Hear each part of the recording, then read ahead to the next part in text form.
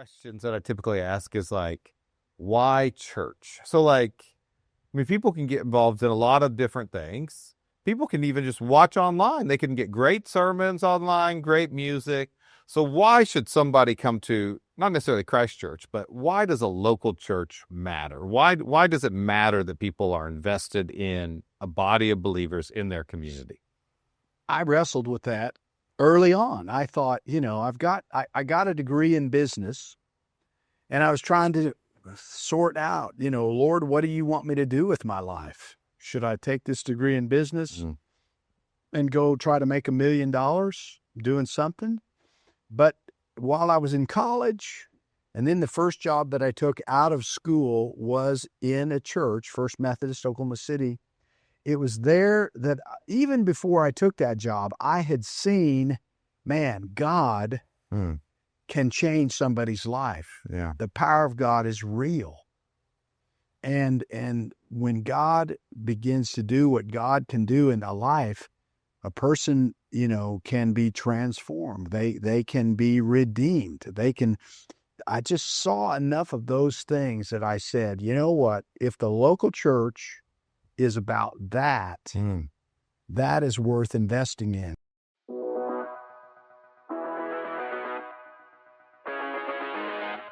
We are back with the Tulsa Neighbor Podcast, and we have some great episodes coming up. But today is one of my favorites. We interviewed Pastor Bob Feist. Now, Bob has been the pastor here at Christ Church on Harvard, where I'm at for the past 19 years, and he is retiring. And so we have a special episode of the Tulsa Neighbor Podcast where we get to hear from Bob himself about what ministry is about, why church matters, what it's like to be at Christ Church on Harvard, and just some of the lessons that he's learned along the way. As you can imagine, if you know Bob, we're going to laugh, we're going to hear some stories, but we're also going to learn some things. So we're so excited to share that with you all today. Bob is a great man of God. He's been a great asset for the Tulsa community and a great leader at this church here in Midtown, Christ Church on Harvard. And so let's listen to, as we like to say around here, the man, the myth, the legend, Bob Feist.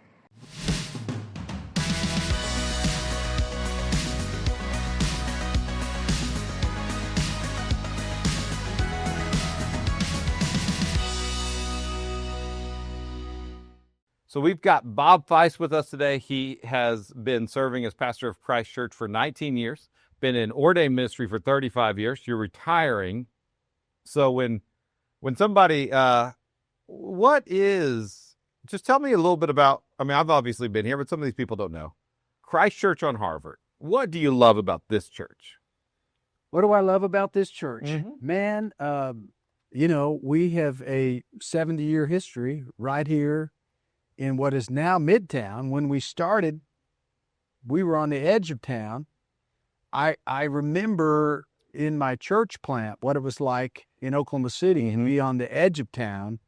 And, that's a whole dynamic. Yeah. Here we are in Midtown, and Tulsa has grown all around us over these last 70 years. But here we are with a ministry that has evolved all these years.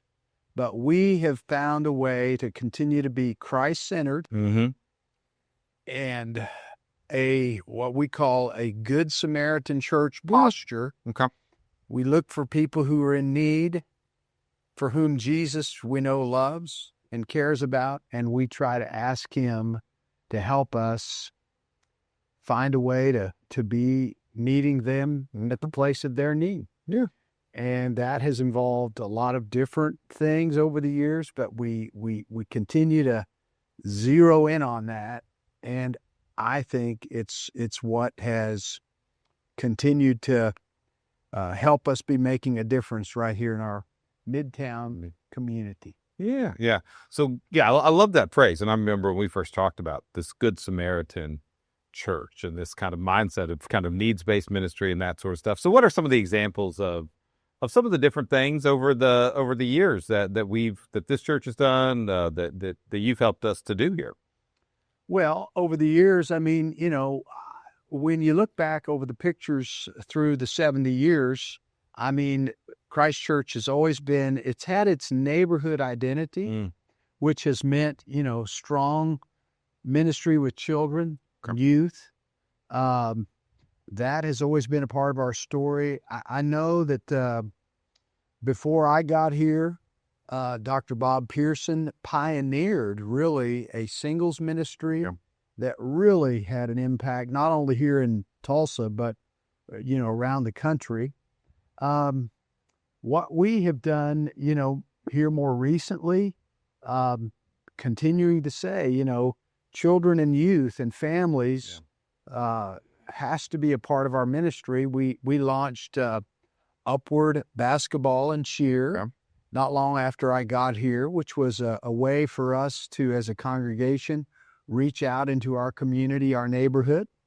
And we did find that, basketball was a port of entry for some students, some families. And we carried that on for 10 years. And more recently, we've partnered with I-9 Sports Ministry, and they continue to help us carry on a ministry here in Midtown to families with children around sports ministry that's family friendly. So I'm proud of that. We started a Celebrate Recovery ministry almost 10 years ago now. And, there was a couple in our church, Pat and Tricia Remmert, who said, we would like to help pioneer this ministry in the life of our church. I always appreciate that. Somebody who said, not only do I have an idea, but we are willing to help make it happen.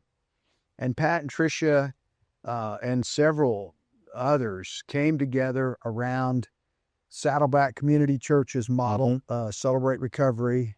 And man, I've never been more proud when I would attend CR, when I would hear people share their testimony about how, they had gotten to this place in their life. And some of these stories, it is like, how much farther away can you go, or how dark can life get? And yet they would say the Lord Jesus came and transformed their life, set them on a path toward recovery. CR, was also about accountability and community. And I was just thrilled that Christ Church was providing a pathway for people with hurts, habits, and hang-ups, and a safe place where they could come and say, I struggle, but I'm looking to the Lord Jesus to help me. So I think about Upward. I think about Celebrate Recovery. I think most recently, just very recently, Youth Force. We said yes to Youth Force, and that has been a tremendous blessing among us. Yeah. Well, and it is kind of, and what's interesting too is like there's seasons, right? Like, we're going to have this, the singles ministry season, and it was, going, but then it kind of fades, but then something new will come up, Upward, and then Celebrate Recovery, and then Youth Force. And so, it seems like that, not being married to it has to look like this, but we're going to keep that needs-based ministry, right? That Good Samaritan meeting that's been the constant thing. The how changes all throughout time, based on what's going on around us, where people are, who are the champions. So I know that's one of your favorite things, is to find champions. It's somebody who doesn't know what is a champion. Who is that kind of person? Well, you and I in ministry, there's always people who say, man, we got this great idea. And Pastor, this needs to happen. And I am so convinced it needs to happen. And we got to see this happen. And I say, well, that sounds like a great idea. Are you willing to champion that idea? Well, I don't know about championing it. I just think it's a great idea. And I've always said, well, lots of great ideas. But if the expectation is for me or one of our staff leaders to champion every new idea, then man, there's a lot of things that are going to go. So a champion is somebody who says, I've heard about that idea, or I have this idea and I'm willing to provide leadership. Yeah. I'm willing to grab the flag and say, we are going up that hill, and who's going to go with me? So any new idea that we've ever talked about, we've said, great idea. We need at least one champion. Mm-hmm. It's nice if there are two or three, Mm-hmm. but if we need at least one, and then others who say, I'm willing to help. Yeah. Yeah. If we can find that, many good ideas become more than just a dream. Yeah. They happen. Yeah. Well, yeah. Because it is, oh, there's a need out there. Somebody should do something, and then we should do this. And then, oh, we are actually going to do it, not just somebody out there, or the church should. So yeah, as a pastor, you have, you wear many, many different hats. So there's the preacher. So I estimate you've preached about 900 Sunday sermons, around here. There's, you're teaching, you're, doing care, pastoral, doing funerals and weddings. And, do you have any idea how many like funerals or weddings you've done over the years? I think we were looking the other day. I think roughly I've done about 330 funerals and around 150 weddings. When I was younger in ministry at St. Andrews in Oklahoma City, a lot of weddings, not as many funerals. Over time, more recently, more funerals than weddings. But yeah, when I look at that list and think about those people, it really has been, wow, there's been a great cloud of witnesses that the Lord has given me the privilege of being pastor of and with, and then, people go on to glory, and we celebrate their lives and celebrate, what God has done. Yeah. So, I have my own thoughts, but most people don't really plan a funeral. So like whenever you get that phone call, so-and-so's died, what are some of the things that you're thinking about, to make sure that we celebrate this person, the family's honored, that, what are just some of those things that you're just making sure these are important when I'm planning the funeral? Well, one of the things I'm very aware of is most people tell me, I've not done this before. And that's right. And there's usually not a class that you can take about how to plan for your loved one's funeral. So, first of all, I start with, there's just some practical help that people really need. Like, I try to help them realize, at some point, some people don't understand that, there's a funeral home that they need to deal with at some level, because what are we going to do with our loved one's body? Yeah. Yeah. And then it's about, when are we talking about having a service? It used to be, we got to have this service fairly quickly. Today, with cremation, people can wait, and many times, but they don't know that. So that's something that I'm thinking about. Just give them basic information. And then when it comes to the service, I try to say, a typical service, it involves some music, usually at least one song at the front, one at the end. There's usually some scripture. Sometimes I read that. Sometimes family members read that. So sometimes families have ideas what we want. Sometimes they say, Pastor, you got any suggestions? And then it's about, I am prepared to celebrate the person. I'm usually, I say to the family, I'm thinking of two things, really: celebrating the life of your loved one in ways that we can do that, as well as celebrating the good news of the gospel. Yeah. Yeah.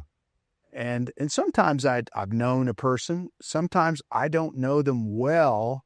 So one of the things I do is I work with the key person who's planning the service. We get the details kind of laid out, and then I set up a meeting with the family, whomever can come, and I have a list of questions that kind of get at, who is your loved one, and Yeah. what were the things about their life. And it usually is a great healing time, a memorable time. And sometimes, stories are coming up that other members of the family said, I didn't know that. Yeah.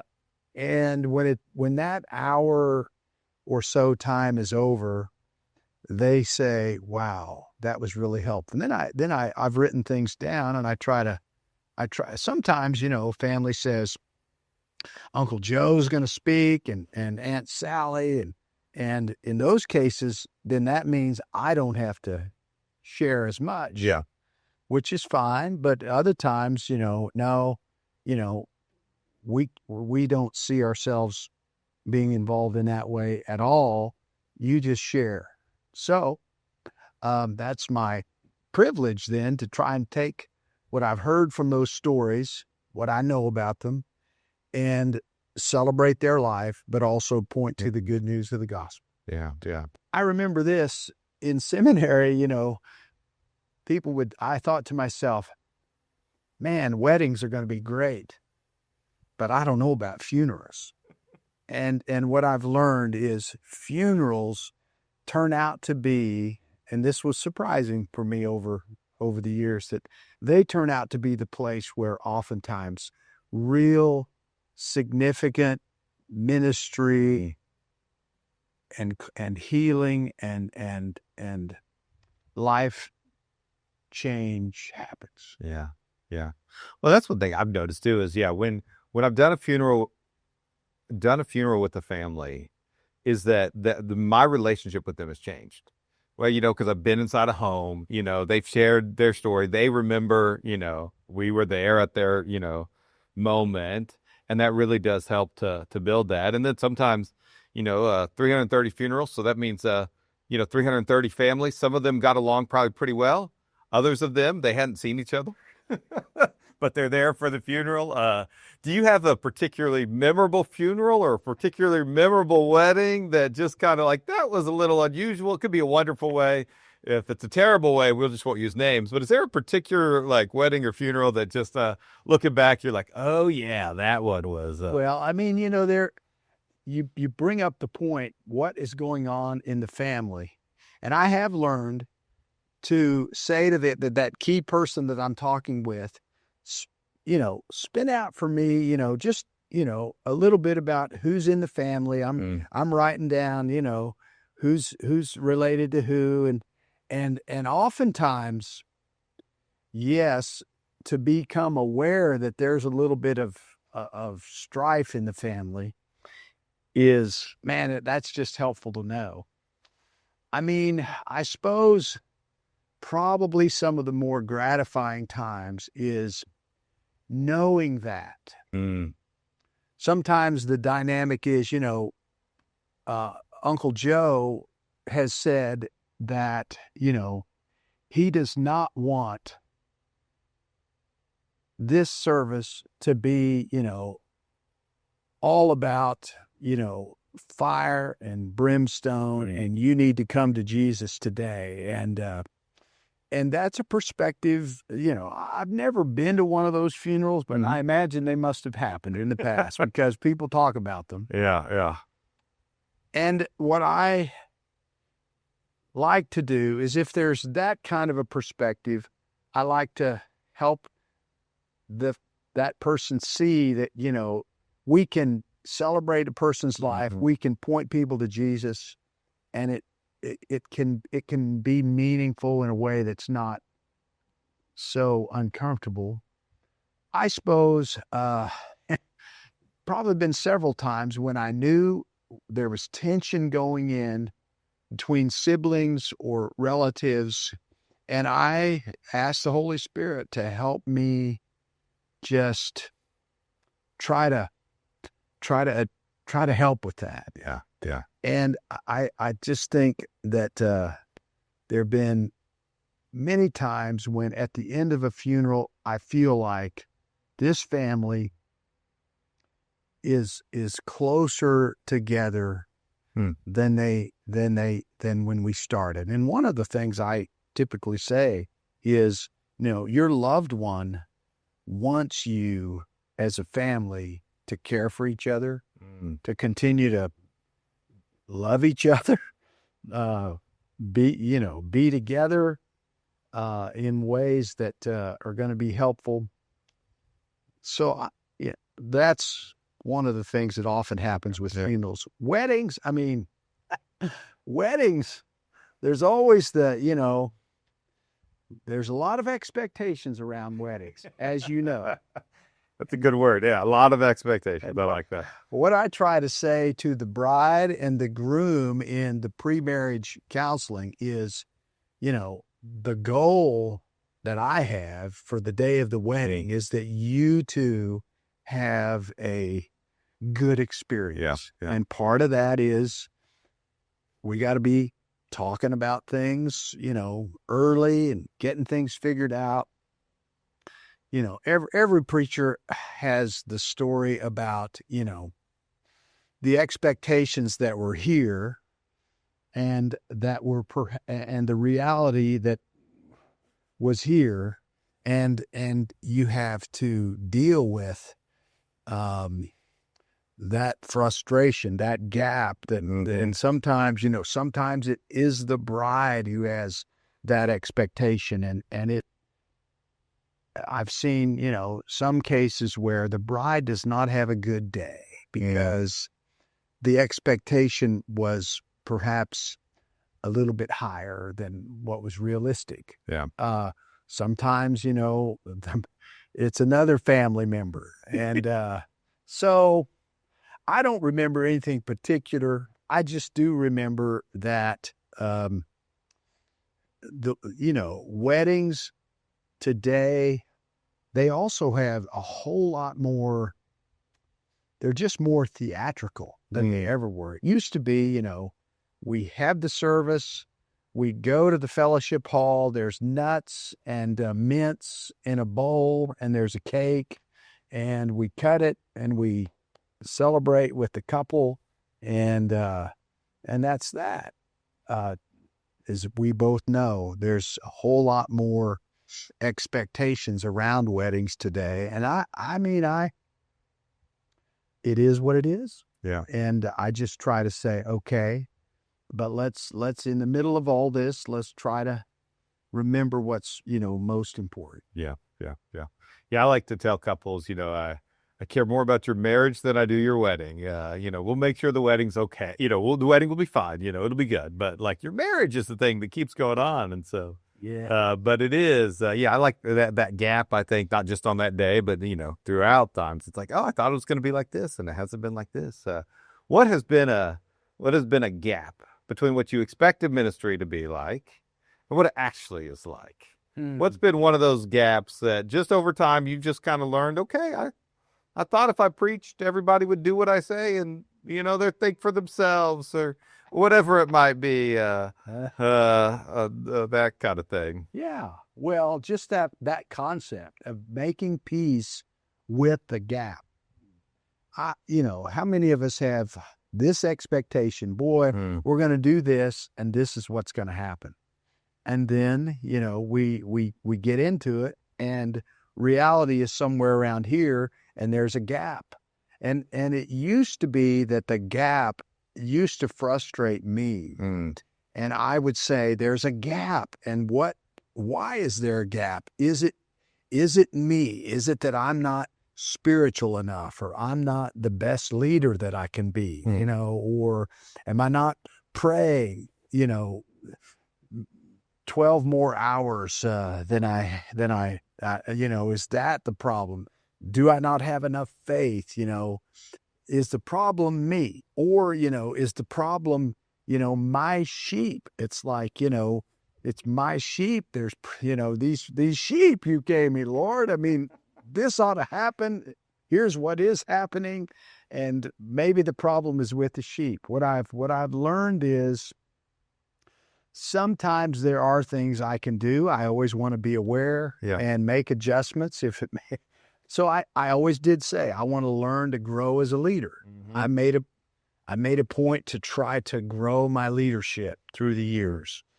I also, just made peace with the fact that, hey, every congregation is made up of people, and many times things are just not always going to work out the way that I hoped. Sometimes, I mean, my expectation was here, and what actually happens surprised me. And wow, this happened, and that's really exciting. I think what I have learned is even when there's a gap, if I'll look for it, God is working Okay. even in the gap. Mm-hmm. Maybe I wanted this to happen, and maybe these are the things that are actually happening. But even in that gap, and sometimes my frustration about the gap, if I'll look with eyes to see, God will show me, see that? That's happening. And that's a good thing. That's a good thing. Yeah. Yeah. So you've done, weddings, funerals, preaching. Yeah, and you're an administratively minded person. So one of the things you've done for a long time is do birthday calls. So what? Yeah. So just tell us a little bit about kind of how that birthday calls, now text more. How did that get going, and what that's been like for you? Well, I come to Christ Church. One of the things that I learn is that there's 5,000 people on the rolls over time, what I learned was the reality is 5,000 people on the rolls, but there's only about 1,000 of them that we're seeing at any one time.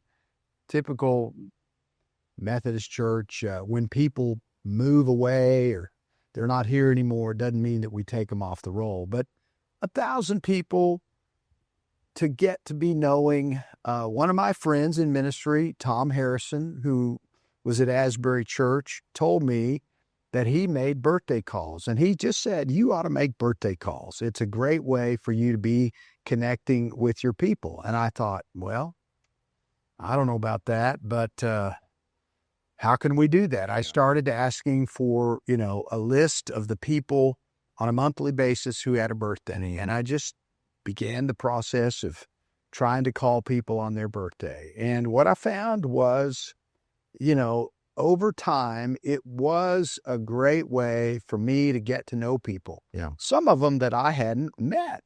Some of them were not able to come as often as they once had, so I didn't see them as often. Some of them were homebound, and I would know that, they're faithful in other ways.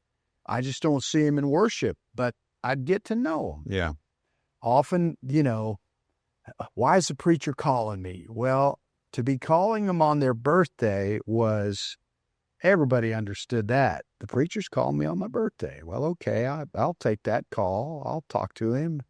It would be a way for me to, how's it going? I hope things are well on your birthday. Well, as a matter of fact, they're not good. And here's what's going on. And, I would often find out about things that I wouldn't have found out about. Yeah. So, and I made a point to just make notes from year to year so that, when I call somebody back and maybe I haven't seen them in worship because they're caring for their 90-year-old parents. Well, a year later, look at my notes and just remember that. And, how are things going caring for your mom? Well, it's been another hard year, but it's been a good year. It just, over time, those birthday calls, my friend was right.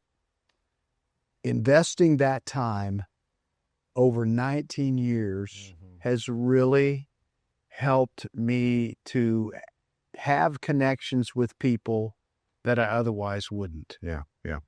And one of the things I notice is, if I see somebody's name on a list, and over time I'm looking at that name, then when I eventually do meet them in person, my brain clicks in and remembers, oh yeah, you're Joe, and I called you a couple of months ago. We talked about so and so. So it's amazing how the mind, because I do part of pastoral ministry is, keeping up with the sheep, Yeah. and birthday calls has been one way to We'll go ahead and do that. Yeah. Now you've also, I mean, we have a lot of meetings in the Methodist church world that we've been in, both at the local church. We've got these committees, and then in the broader sense. But like, so how do you keep up with how do you keep up with all the committees and all the different teams and all that? What's that shepherding the business administrative life? So that's more like the personal life, the business administrative life. What are some of the why is that important for us to do? I have friends in ministry who say to me, man, this administrative stuff, man, it just drives me crazy. I hate this. I have other friends, who say to me, man, preaching just comes so easy. I love that. I just don't like the other stuff. My giftedness, the hardest thing I do from week to week is put together that message. It really stretches me. It doesn't come as easy for me. I don't know. My mother is an organized person. I guess something about, my gene makeup, that organizing and keeping up with things is easier for me than other things. So I remember, wrestling with, is there a call to ministry that you have for me, Lord? I saw great preachers in college. I went to ORU and, all these great preachers. And I said, well, I cannot do what they do. My mentoring pastor out of school, Nick Harris in Oklahoma City, was a great preacher. Yeah. I thought to myself, I'm not ever going to preach like him. But what I, over time, was able to see is there is a place for just the ordering side of ministry. And what happened was I got the opportunity to launch a new church. Yeah. And that meant, hey, Bob, here is, a little bit of property, and there's the neighborhoods out there in South Oklahoma City. Go to it. If you got any questions, let us know.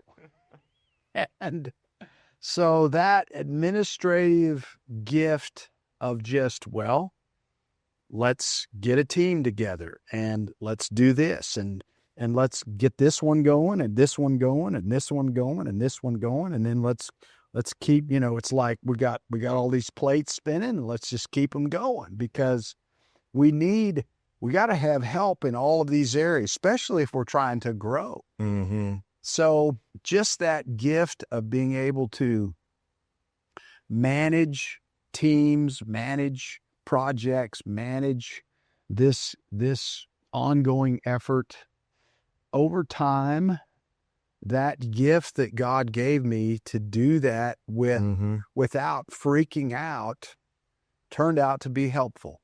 Yeah. It was helpful when I was launching a new church. It was helpful when I was coming into this church, well established, and yet was needing to, continue to sustain the ministry that it had had for 50 some years. Yeah. Yeah. But also move into some new areas. Mm-hmm. Yeah. So those things were helping. Well, it made me think of, just with our Wesleyan history, I think it was like George Whitefield at the end of his life, or at some point in time, he looked at his ministry versus John Wesley. And John Wesley's genius was really his organizational structure, how he organized the amongst many other things, but that particularly the way he organized the church. And I don't remember the exact quote, but George Whitefield said something like, John Wesley, you did it right. You built up people and grew systems. And I mean, he was known as a preacher, George Whitefield was. And he said, my people are but a rope of sand. That's the phrase I remember, a rope of sand. And so, I do think that.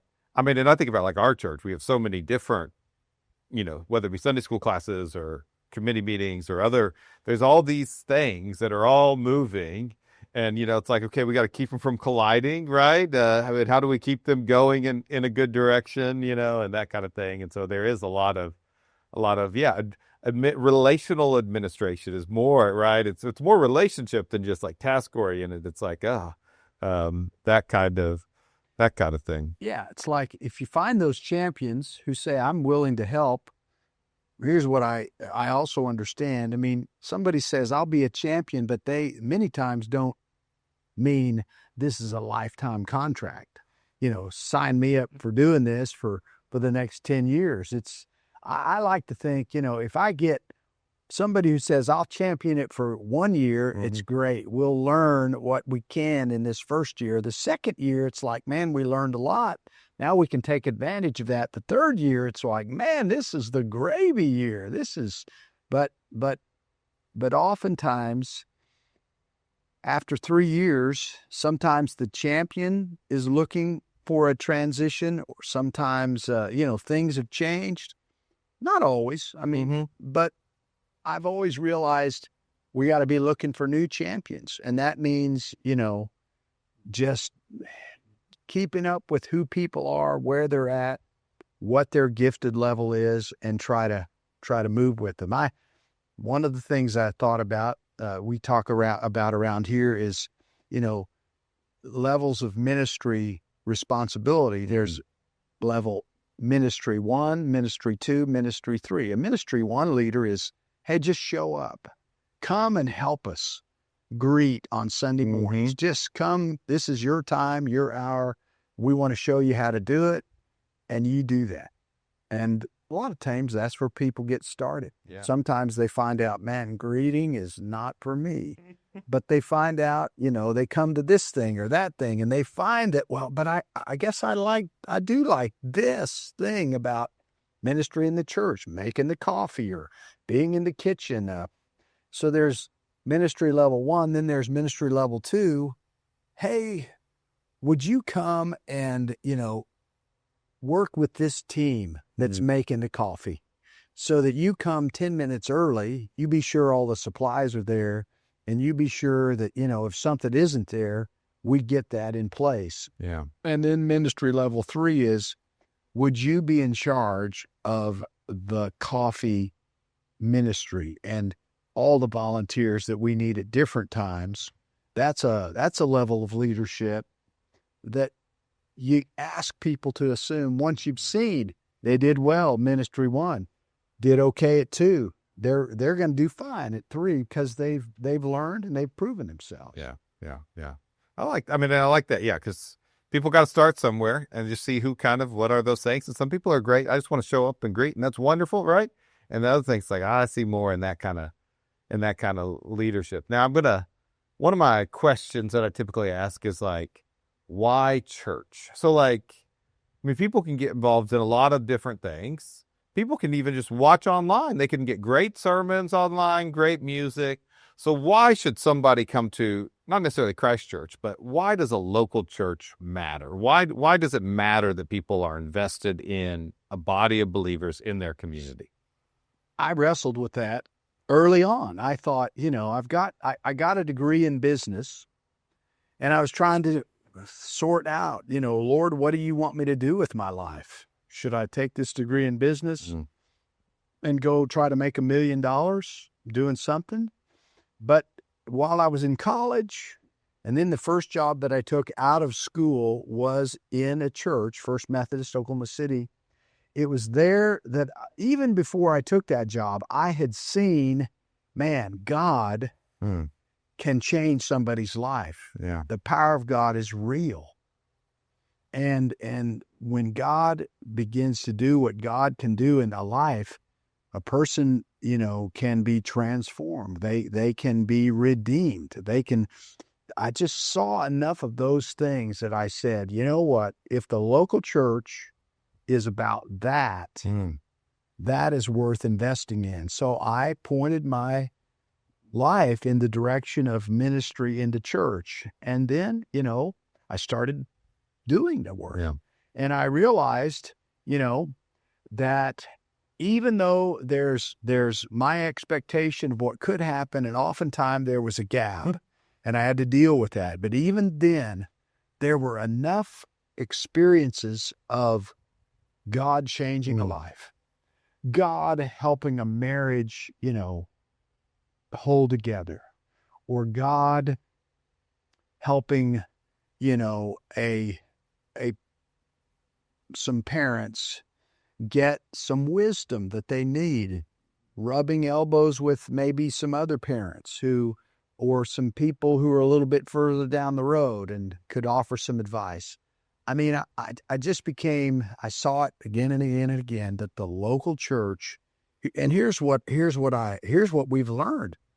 There's something about that happens intergenerationally that we all need. Yeah. A child needs over time to learn not only from their parents, but from older adults, how to just do things in the world, how to get along with other people, how to work together with people that are older than me to do things. Yeah. And in our culture, as the place of the church has been in decline, what we're learning is that automatic intergenerational experience that the church traditionally has been supplying for children, youth, young adults is not necessarily being replaced by other things out in our culture. So we have particularly said here at Christ Church that intergenerational experience that the local church offers for that child,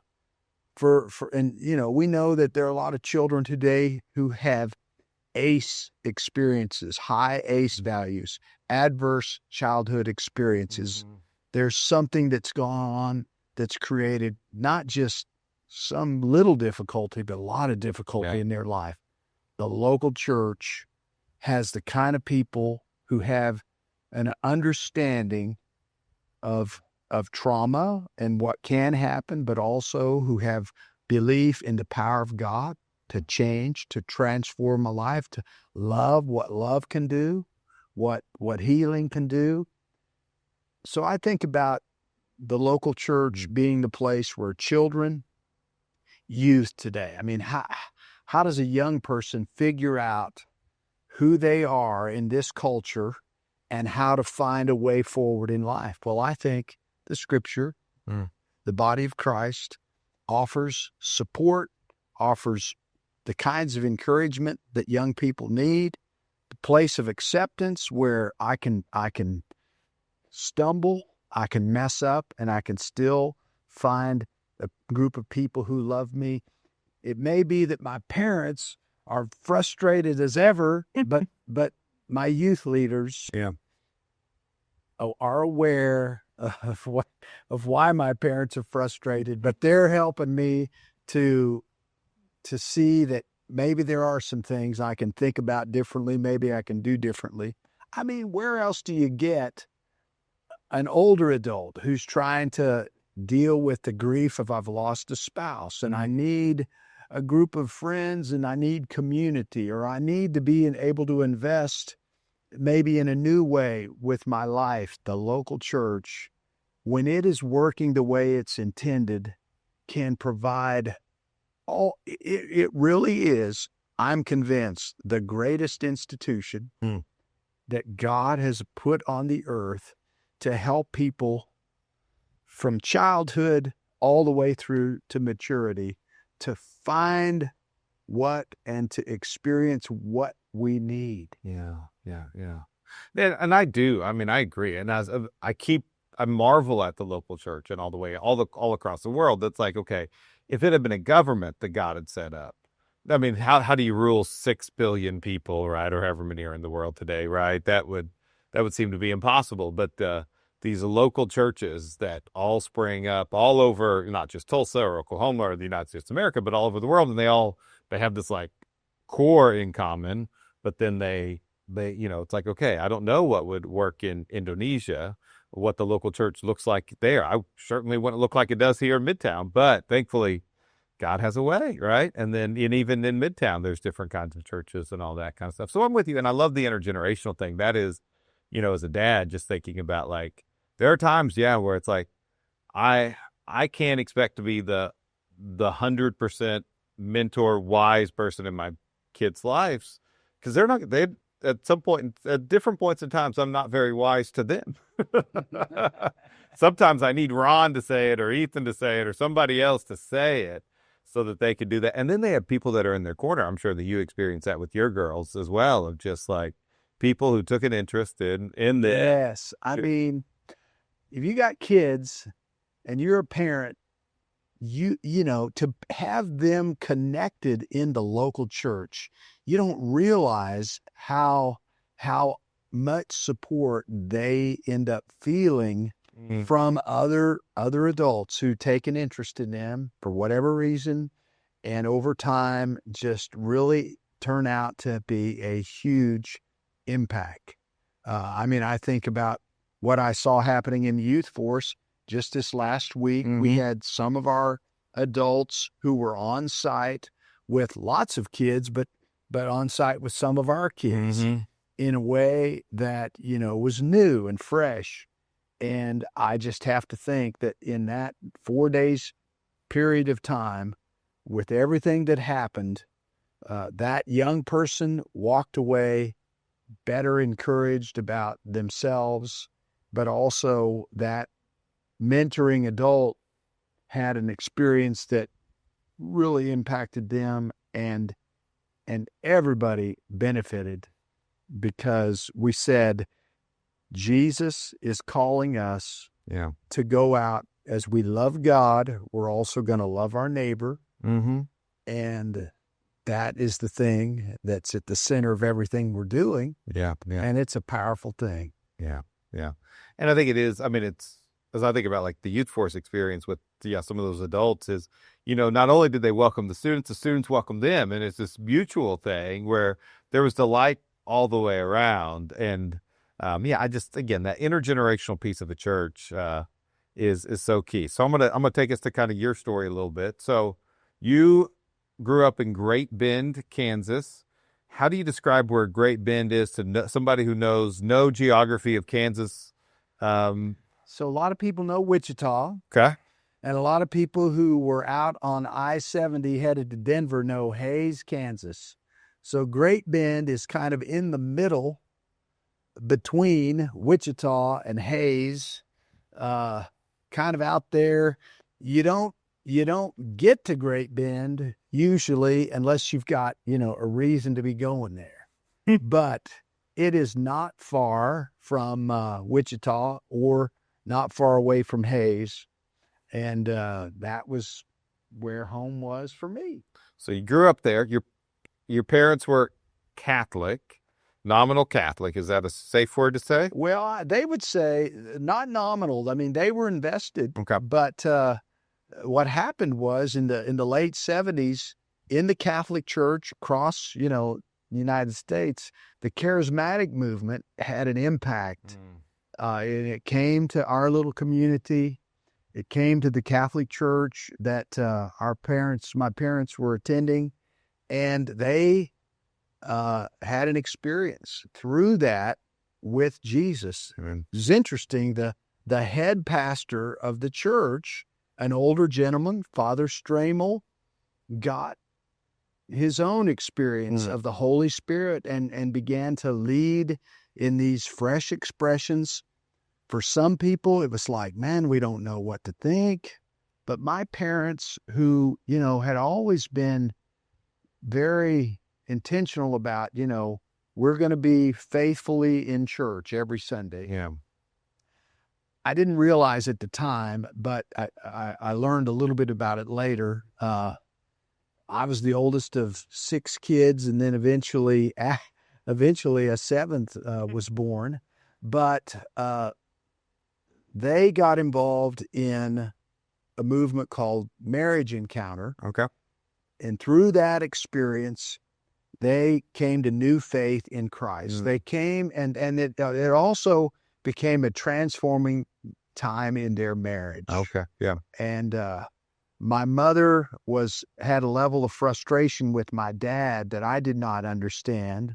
But over time, as they talked about it, you know, this experience they had on this retreat really helped him to see things that he hadn't been seeing. They fell in love again with each other And what we saw in our family was, oh my gosh, mom and dad, they're so affectionate now. What is that? Oh, stop. And, you know, this is happening when I'm, a sophomore, a junior in high school. When I'm a senior in high school, my little sister's born. So, yeah, a new thing happened in their life, but about that time, this thing was happening in the church, and my parents got involved in that. Okay. And so it opened up. What happened was my mother had some friends, both in the church, but who were outside of the Catholic Church, but who they had met through some of these different Holy Spirit kinds of things, who had kids who were going to a place called Oral Roberts University. And they said to my mother, Bob's going to be going to college. Has he thought about that? And she said, I don't know. Maybe I'll talk to him about it. So she began to talk to me about it. Now, I was planning to go with my friends to the University of Kansas, but on almost kind of a whim at the last minute, I did decide I'll just go down there to Oklahoma, to ORU. They have a physical fitness emphasis. Mm-hmm. I've been in sports all my... You played football? Yeah, I played football. I played baseball. I played basketball. Team has always been a part of my preaching. But that decision to go down there, it was like I did not realize how pivotal that was at the time. Yeah. But, eventually my parents did, move away from the Catholic Church, but stayed in great communication and contact with all of their siblings. Even today, I mean, I'm just grateful that Jesus continues to be at the center of all of our family relationships, and we all get along. That's great. Yeah. Well, with sometimes, the getting away from a Catholic church or whatever it can be can really divide those families, but being able to be together. So I've been to Great Bend, Kansas. I had an uncle who pastored at the Methodist Church many, many years ago. But what would be like 2 or 3 of those I learned, if you were to get a shirt of like what I learned in Great Bend, Kansas, what would be the headlines of growing up in Great Bend that just was like, this was a good thing? Oh, man. I mean, I look back on growing up in Great Bend and I say, man, that was such a blessing in my life. What I would say, one of the blessings was, it was a 4A school. I imagined that if I were in high school in Jinx, Oklahoma, I would not have had the same experiences playing sports that I did then. I may not have even played. But there, sports was a place where I could invest myself, make friends. I learned a lot about life through sports. One of the great experiences I had in football was my junior year. We went 0-9. We didn't win a game. It was the pits, and I was the quarterback. So it's like, man, that was just doubly difficult. The senior who was supposed to take us to the playoffs got hurt the first game. I get thrown in there, and man, we got a new coach. The next year he came and we went 7-2. We went to the state playoffs. That whole turnaround experience, man, that has been such a formative thing in my life. I guess what I really appreciated about, Great Bend was you did get to know friends in grade school that you went to junior high with. Some of your competitive friends who were on other elementary schools, you met them in junior high. Mm-hmm. There were 2 junior highs, so some of those guys over there are the enemy, but in high school, Yeah. we all came together. Okay. Yeah. So there was something about that Mhm. I learned to really appreciate. The family relationships in my family were strong in Great Bend. My grandfather lived on a farm 20 minutes outside of Great Bend, and every Sunday, my parents and my mother and her 6 siblings would often descend on that farm with all the cousins. The parents would talk and play cards, and we kids would just run around crazy on that farm. And I picked up a lot of things that I realized over time, I learned how to do because my cousins, learned how to do this and this with tools that I wouldn't have learned otherwise, but I'm out there. So, I mean, 3 things. I've talked about sports. I've talked about family relationships. You know, the value of, integrity. Mhm. I think that, you're around town growing up that you sometimes saw lived out in front of you, that's a well-lived life. Yeah. There's Okay. somebody who's doing things right and things are going pretty well for them. Here's somebody that, made a mistake or continues to make mistakes. And in a small town like Great Bend, 20,000 people, it's hard not to be anonymous if you continue to make mistakes. And it just, you realize, well, everybody makes mistakes, but to continue to make them consistently is not maybe what I want to do. Yeah. Yeah. Okay. So I want to learn from that. So you go from Great Bend to ORU, major in business, and then you get this job right out at First Methodist Church in Oklahoma City. Right. So 22 years old, out on your own in a new way. So what was that like as you're just kind of trying to figure out life, vocation? I know pretty soon a young lady enters into the picture. Like, what's that you moved to Oklahoma City. Okay, now what? Well, I did have a lot of moxie. I guess I had a lot of, hey, man, first of all, Nick Harris had said, I need a business manager, but what we really need is somehow to turn this downtown church around. Yeah. So we got a youth group, but it's a small youth group, and we need help. Can you help with that? We've got some young adults here, but man, it needs to be a growing group. Can you help with that? And what I found was there was an openness to come and help and bring what you can bring. And I, from what I'd learned growing up, from what I'd learned at ORU, I did feel like, okay, I've got some things that I can bring to help. And it was an exciting time. Nick was, a great leader, great preacher, and he began to attract new people to that church, which meant we got new opportunities to try to. So I had the experience of being in a larger church, working with a good leader to see that, the church is a place where things can happen and God is on the move. And this conviction that I'd begun to have at ORU began to grow that, man, the church, when things are happening the way God can help them happen, it's an exciting place. So I felt like, man, I'm loving this. I did, begin to think I like this business thing, but I love these opportunities to do ministry.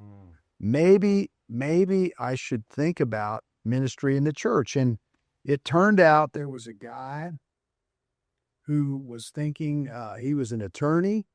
He was in the oil and gas business. And in the mid 80s, things had kind of were beginning to sour. And he made the decision he was going to go to seminary. And I thought, maybe I should go to seminary. Okay. So I said, Nick, what would you think if I went to seminary 2 days a week? He said, we could make that work. You got to get your business stuff done, but we'll make that work.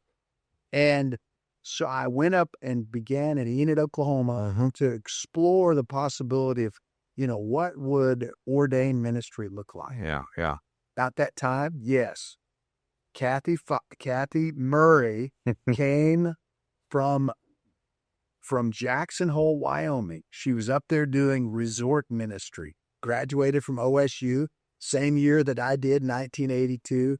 I come to Oklahoma City. She goes to Jackson Hole, Wyoming to do resort ministry, which meant you get a job doing something, but on the weekends, you partner with the Baptist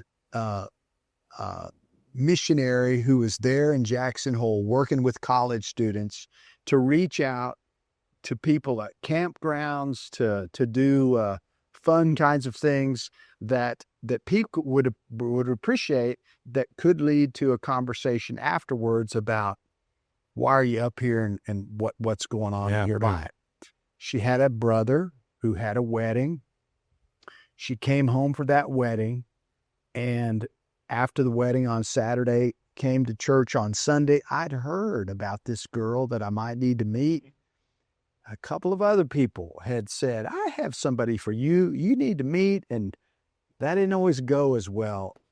And, so I was a little gun shy, but we did meet, and I realized, wow, this gal is cute and she's fun. And I did have a couple of expectations about people that I was thinking about, for a lifelong mate. I had my list. First of all, they have to love Jesus.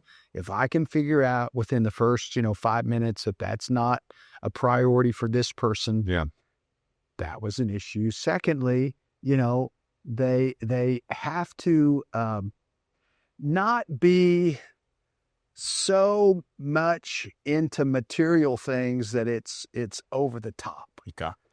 I thought to myself, I'll always be working and I'll always try to, be providing, but I don't want to be connected with somebody for whom I'm having to just go over the top because, I got to have this and this and this and this. So I don't know. In my young mind, that was one thing.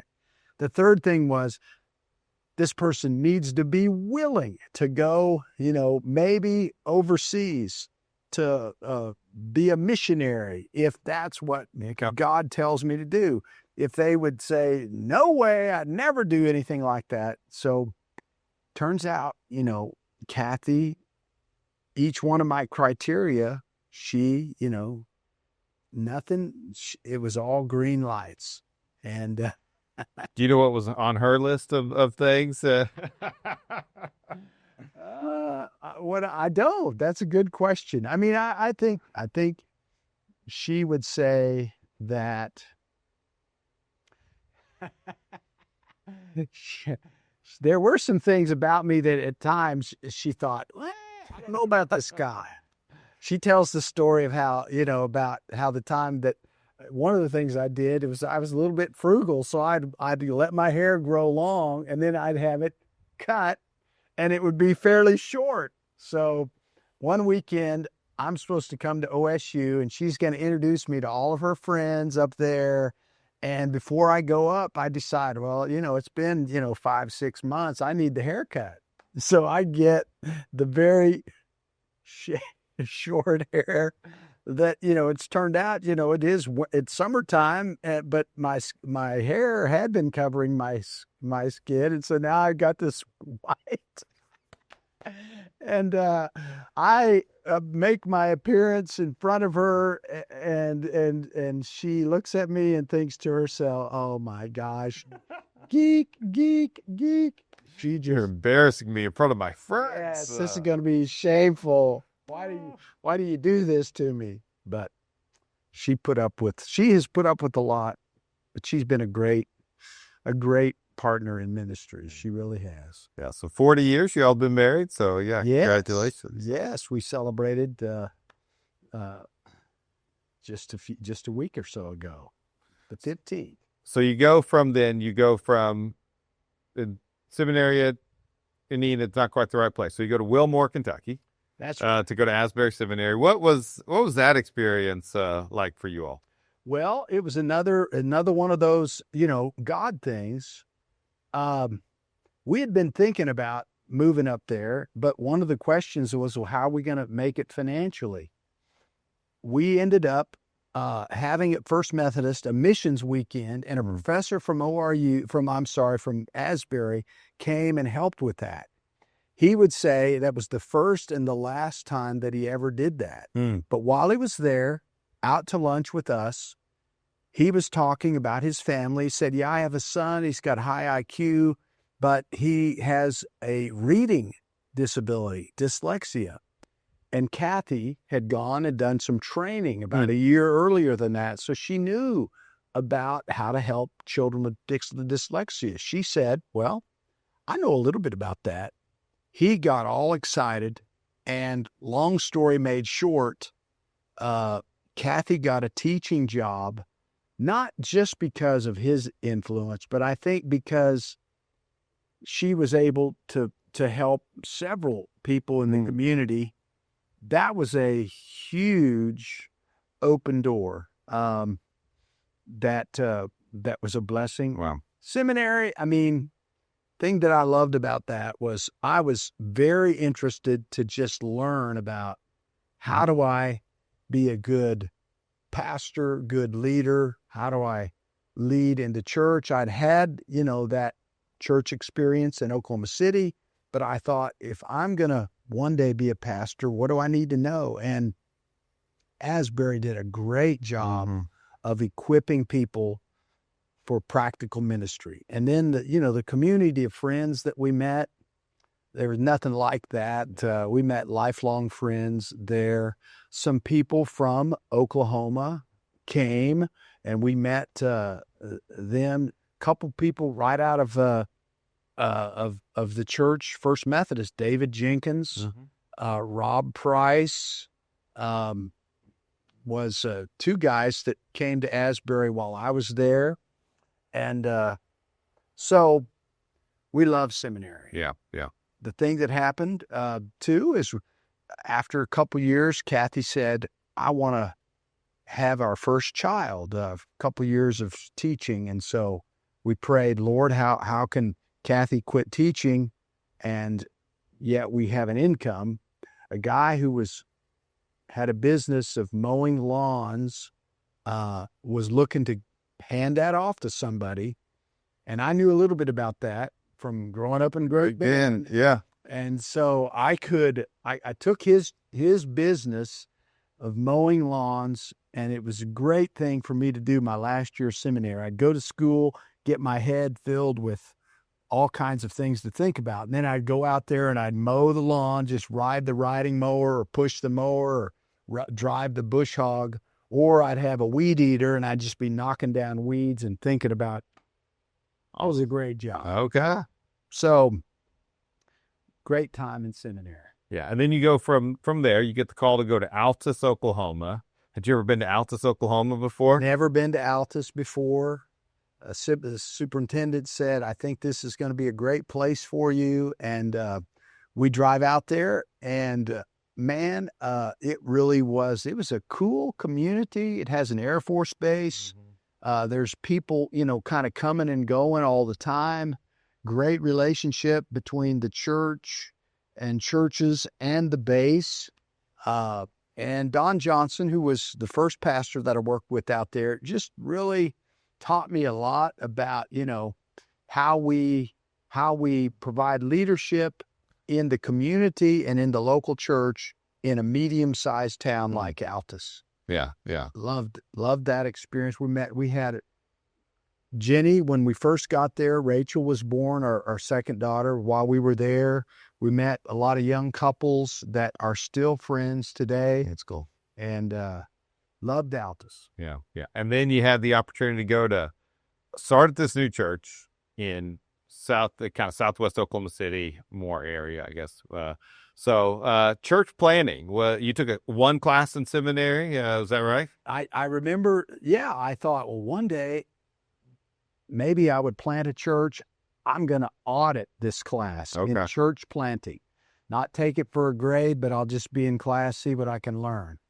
And that turned out to be, a very pivotal experience. The one thing that I came away from that class and having learned was a lot of times new church plants, they get stuck at either 50 or 75, or they get stuck at 100 and they just never break out of that. This class said, if you can start with 200 people on your first Sunday, you just push past all those barriers. Mm-hmm. And that stuck with me. My superintendent said, I want you to start worship, 2 or 3 weeks after you get here. And I said, I don't want to do that. What I want to do is start visiting in the neighborhoods.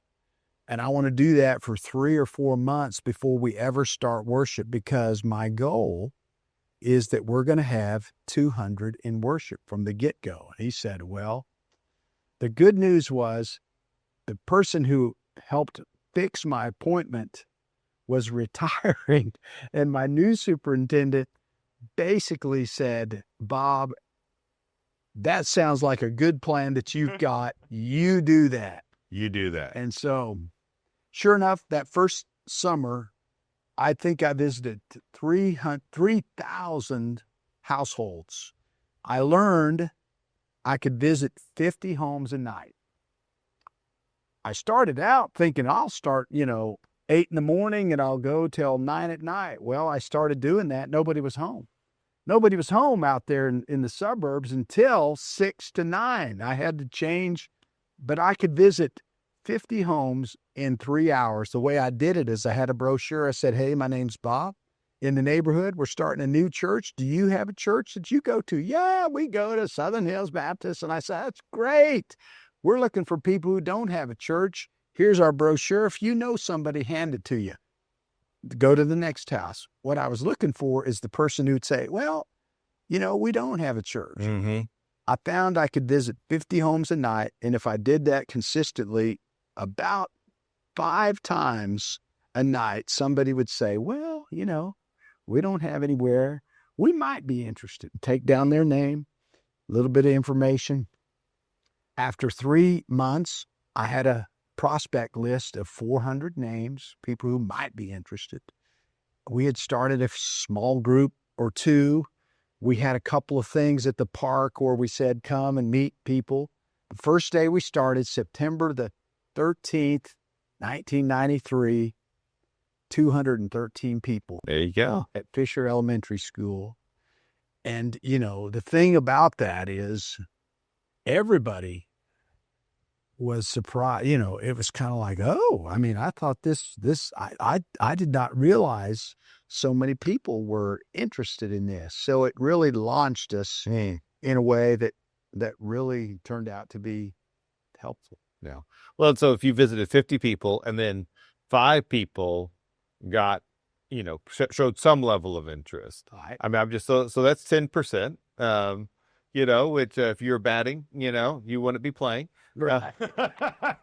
But I think, and then to think you visited 3,000 people and you got 200 show up, which is less than 10%. Right. But I think so often we're afraid to do something because we're afraid of failing. Right. And so, it's just, that the seed planting world that we're in, right? Like you planted a bunch of seeds and you could have been all upset that, 90 some odd percent of the seeds that you planted just went to waste. Right. But no, I'm going to be these people there, they really did take residence. And so, you were there at St. Andrews for 13, 14 years. How long? 13 years. 13 years. 13 years. And, you've got, one of your kids is going to be a senior in high school, and you get that call from the bishop that says, hey, you should come to Tulsa, Oklahoma. I know initially it was like, I don't know, but your mom, you prayed, all that sort of stuff, and here you come. And you followed Bob Pearson, who had been at this church for 37 years. I just think that had to be so terrifying. I don't want to mess this up. So yeah, how'd you come in being confident about who you are and what God has done, but also respecting the past and just kind of navigating all that comes in with the transition following such a long time pastorate? Well, you're right. I mean, I was terrified, and I initially had said, Bishop, I don't think that's for me, because I felt like whoever follows Dr. Pearson, been there 37 years, it's just not going to go well. You're not Dr. Pearson. We don't like you. Sorry. And I thought that's what's going to be. And I'm at St. Andrews. We've got this momentum. I really, and I initially said to the bishop, I really would prefer to stay here. And he said, well, okay, but I want you to continue to pray about it. Anyhow, long story made short, and I shared about it in a sermon a few weeks ago, combination of my mother who was praying, my wife who was saying, my mother and father live here in Tulsa. We could be closer to them. My mom's in not as good health as she would like to be. Maybe this would be something that would be helpful in that way.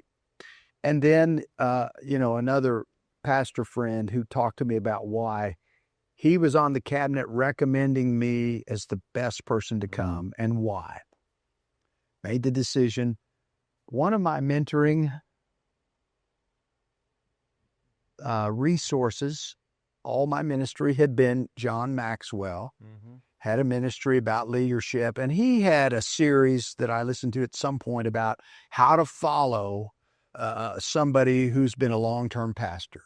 And so that really had been helpful for me. And, one of the things that his principles was, you want to honor what has gone on here and spend some significant time doing that. So I came realizing that, yes, I need to understand what 37 years of ministry here at Christ Church has looked like, what it has involved. I need to, and I want to honor Dr. Pearson in every way. So I did spend a lot of time just trying to understand what's gone on before. I didn't necessarily come in saying, I'm going to change things radically. I said, I want to understand what's been going on first. And then over time, if it seems to make sense, then we'll perhaps try to do that. So,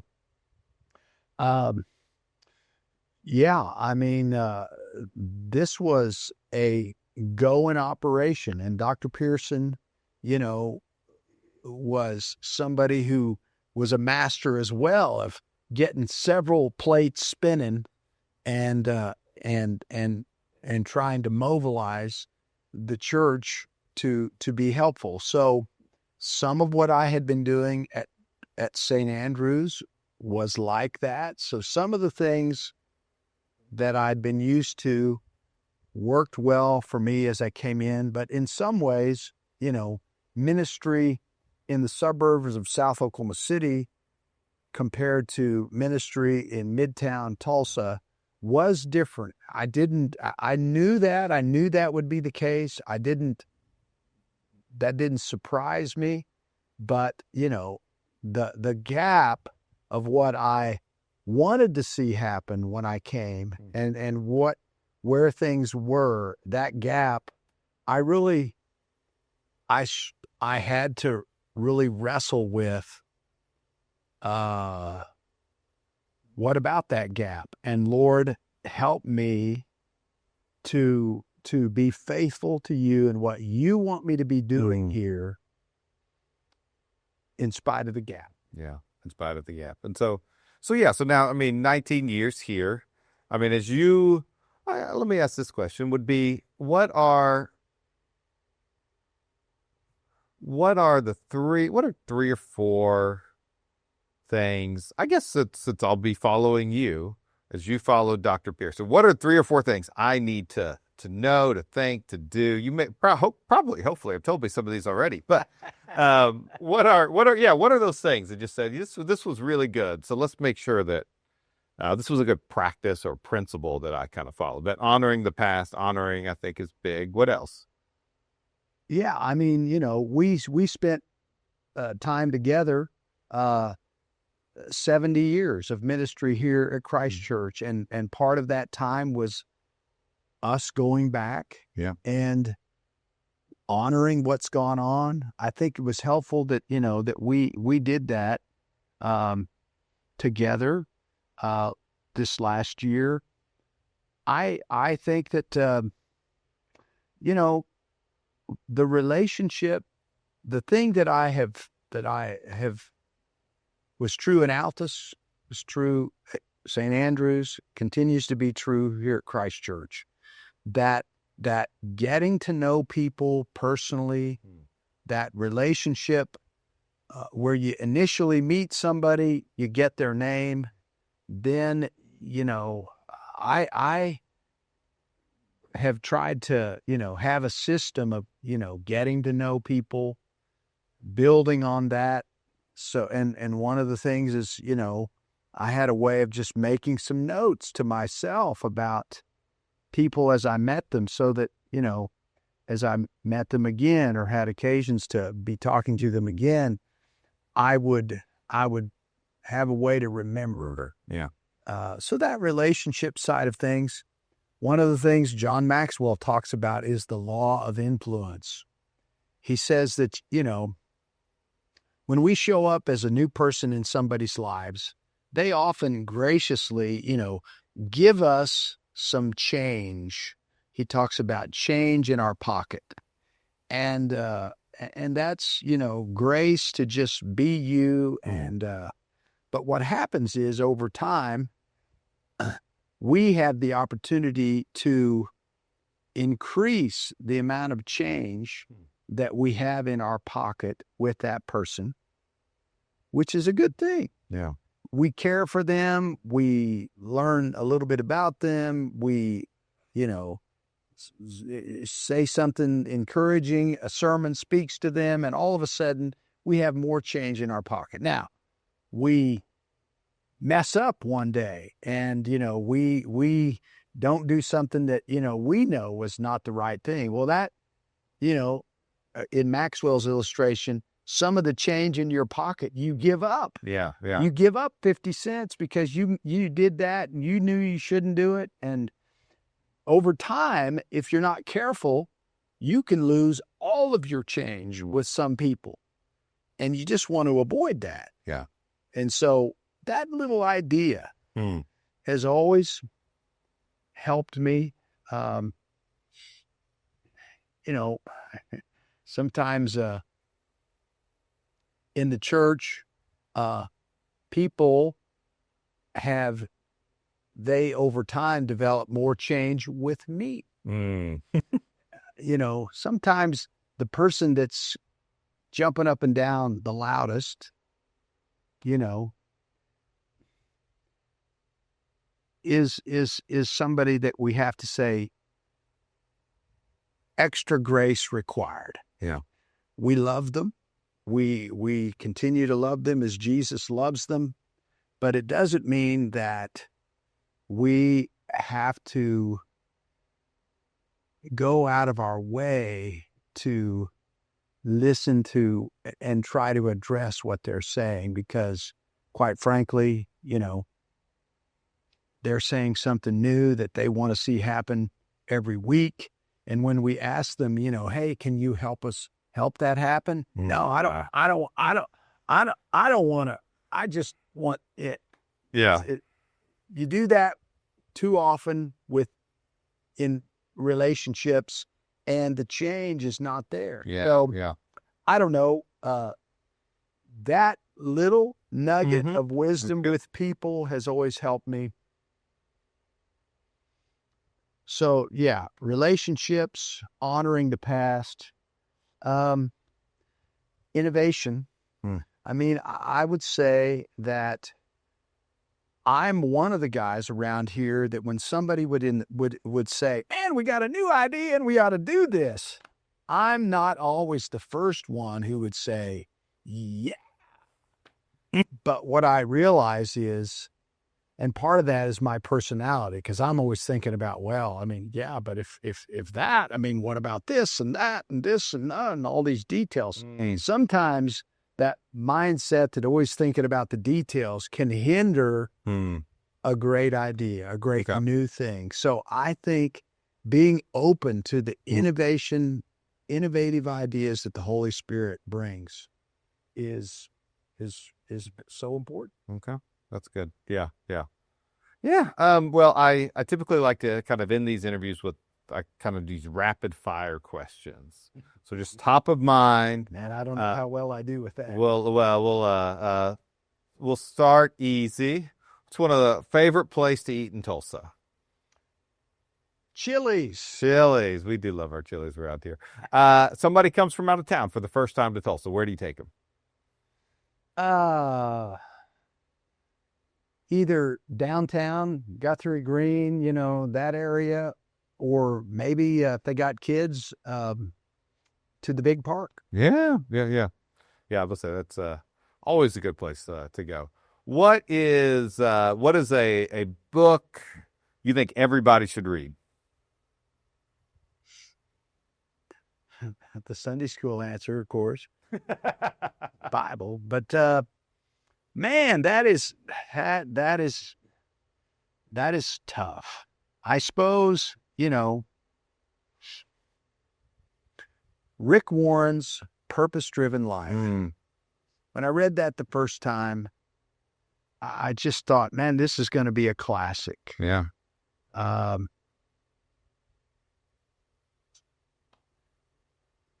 So maybe I'll just stay with that. Stay with that one. Okay. Parenting 3 girls. What is one piece of advice you'd give to people who are in the throes of parenting girls? My wife was such a great blessing in our life together. I mean, I'm there as a dad. I'm trying to be engaged. I'm trying to, you know, be helpful in the way that maybe I can. I mean, I always provided, you know, some stability and some ideas around, you know, let's keep things moving, you know, kind of in an orderly fashion. What my wife perceived so many times was things that I was not aware of. Like, even to this day, they can be the 3 of them, 4 of them in a conversation, and apparently there's something called tone among my wife and daughters that I just never quite perceived. There's a tone. I didn't see it, didn't hear it, but it needed to be addressed. No, that's funny. I guess, I mean, the thing that even with daughter, I mean, when we had each of our daughters, at some point I was thinking, well, maybe we'll have a boy. We had 3 girls, and I thought, gosh, I mean, I got all this sports knowledge and I got all this that I won't get to use. It turned out they enjoyed basketball, and they would try to, you know, get involved in some softball. I mean, all of those things we did get to do. But just, you know, being present with them, being dad, showing up for what they were doing, you know, it turned out to be a delightful thing. Yeah. Even though it was different from some of what I knew, I could be present. I could encourage them. I could, you know, let them know that I was proud of them. And it turns out that was what they really needed more than anything.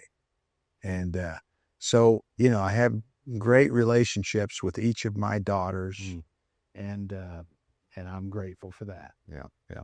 Very good. You're doing good on these things.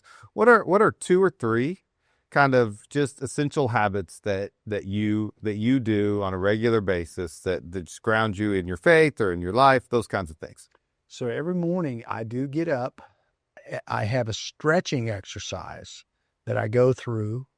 That was something that, you know, I started maybe, you know, 7, 8 years ago. I just realized I'm getting up and I'm more stiff, and I realized that I need to do that. It helps it helps at the end of that routine. I'm more limber. Then I go out. The other thing I do is I go for a walk with our dog Daisy, and I have earbuds in, and I listen to um, uh, Through the Bible in a Year with Nikki Gumbel. And I've been doing that for about maybe 10 years. And that takes me over the course of a year through the Bible. Yeah. And I have found that experience just is such a grounding thing. I mean, there can be all kinds of emotions around what's happening this day, and I'll get up. I do get up early. That's a thing that is just part of my wiring. That whole routine starts about 5 a.m. every morning. Okay. And so I'm out in the neighborhood, usually at 5:30, walking the dog back home. But that is a very grounding thing.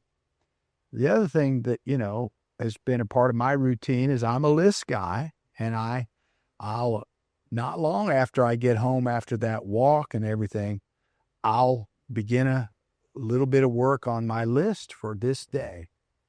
And it often is, well, what was on the list yesterday that didn't get done? Does it make sense to transfer that to this new list or not? Sometimes let that go. There's a whole bunch of new things.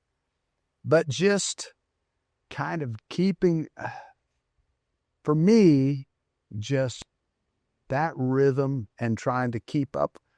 Big thing that happens, in the local church, just a lot of details. Yeah. Sometimes people tell me something. I have my little notebook with me all the time, so that if they tell me and I know I really want to remember that, I got to write it down. Yeah. If I don't get it written down, the chances are it's not going to happen. Yeah. So, okay. Yeah, those are some of the things. I've seen that little notebook. Your handwriting is the tiniest I've ever seen. It's a good thing your eyes are still good, because we've commented about that as well. So this is the question that I stole from somebody else, but when was the last time you most fully felt loved? I guess, I have been feeling a lot of love from our staff centered around this transition that, I'm going through. Two of our staff members just yesterday came and said, we want you to sign, these couple of things that we're giving away as gifts for your retirement Sunday. And they were all excited about these things. And I guess, what I have realized is they,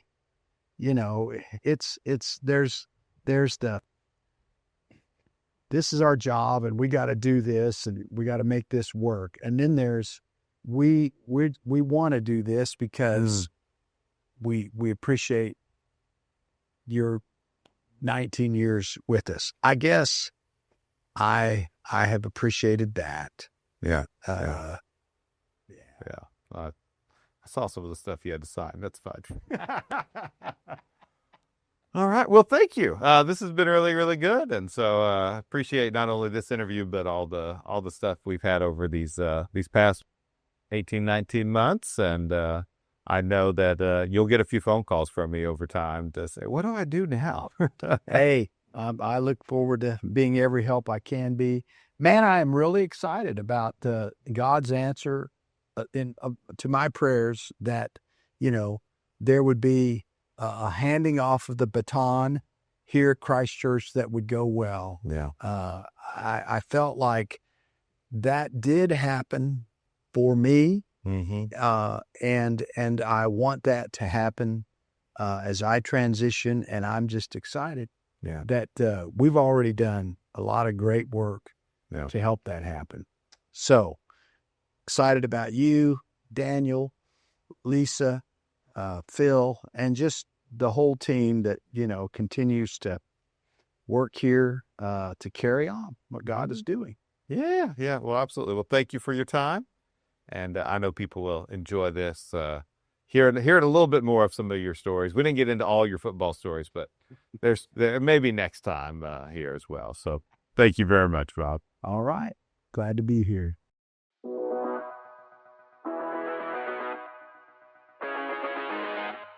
We love Bob. We're so thankful for his ministry, and we so appreciate what he's doing.